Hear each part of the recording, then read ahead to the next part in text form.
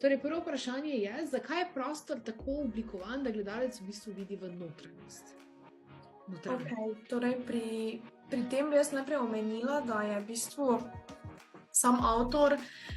nekako dramo zastavil tako, da je celoten smisel v tem, da torej gledalec, ki gleda torej uprizorjeno igro, nekako vidi celotno dogajanje v mestu. Pač že tukaj je zelo pomembno, da torej so samo nekaj hiše v mestu, to je zelo malo mesto in v bistvu zelo pomembno je, da gledalec, torej avtor je bilo to zelo pomembno, da gledalec torej vidi, kaj se dogaja v posameznem stanovanju in je tako tudi torej sama scena zasnovana. Zato, da v bistvu gledalec mora vmes malo razmišljati, ni vedno pozornost samo na torej, osebi, ki nekaj počne, ampak cel čas se nekaj dogaja. Mi torej spremljamo zgodbe večjih ljudi, večjih karakterjev in v bistvu že to